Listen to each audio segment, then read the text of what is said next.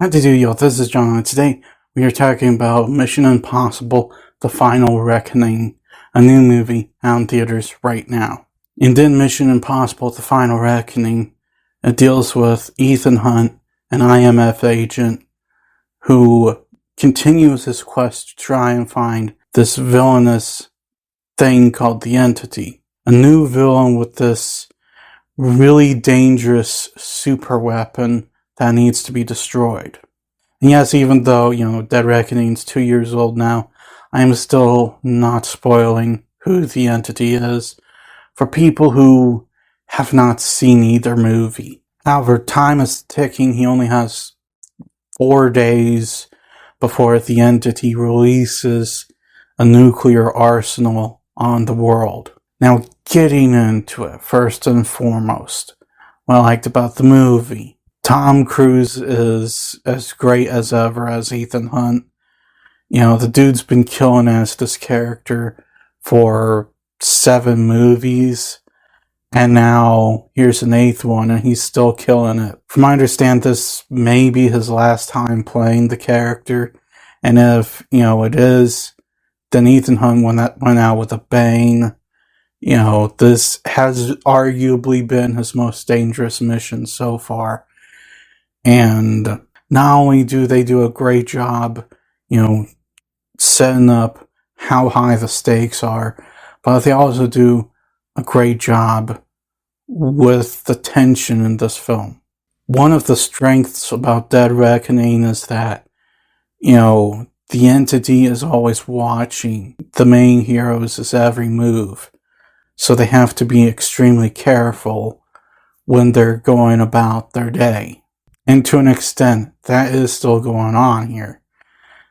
The main characters are a lot smarter now, but this is still something they need to worry about, something they need to be concerned about. On top of that, they also continue with this movie series' trend of just having, intense action and combat. Believe it or not, they were even able to pull that off without a villain in the room.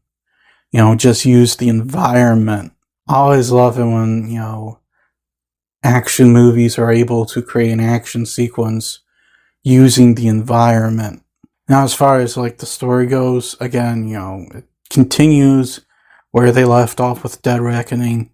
Dead Reckoning was supposed to be a 2-parter, but then they decided for whatever reason to rename this movie The Final Reckoning and cut the part 1 out of Dead Reckoning. I don't get that. I think it's weird and confusing, but it is what it is. And the story they started off with Dead Reckoning, it was unique. You don't get villains like the Entity very often. And when you do, they usually, are off in a different area and you have to deal with a henchman. No, the Entity is the villain. Now, granted, he still has his henchmen, but, at the end of the day, the Entity is the actual antagonist. Is it a bit formulaic for a Mission Impossible movie? Well, yes, but Mission Impossible is kind of one of those movie series that, if you think about it, always uses the same story. They just simply do different things with it, go different directions with it. Kind of like Indiana Jones. And as long as you're not doing the exact same thing over and over again, as long as you're trying to make things different, like different outcomes to certain events, different types of villains, different types of mega weapons, maybe even different tones, that, hey, you can do that. Unfortunately, I don't think this movie's perfect. There's definitely many callbacks and throwbacks to older, Mission Impossible movies, and with the exception of 1 or 2, I don't really get the point. There's this character introduced into the movie that could have just been anybody, but for whatever reason they decided, hey, let's make this character a character from one of the first couple movies. What was the point in that? On top of that, there's also flashbacks to the older movies.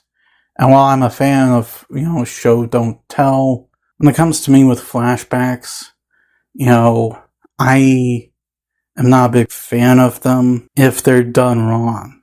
Flashbacks to explain things that we don't know is one thing, but when you do a flashback to a movie we've already seen, and there's no way on earth, nobody who's going to go into your movie has not seen it. Like, that's a very different story. You don't need to explain things to people in that fashion.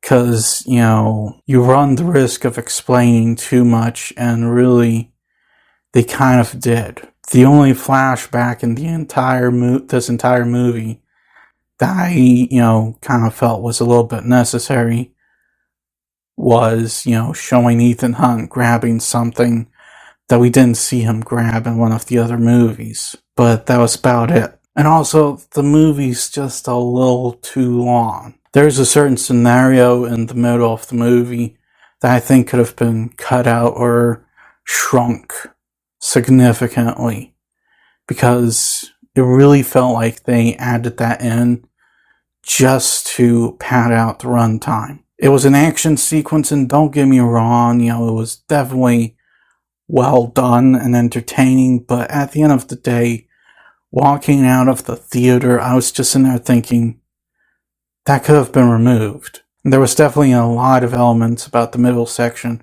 that I think could have been shrunk and simplified. So guys, at the end of the day, Mission Impossible: The Final Reckoning, I don't know if it's the last Mission Impossible we're ever going to get.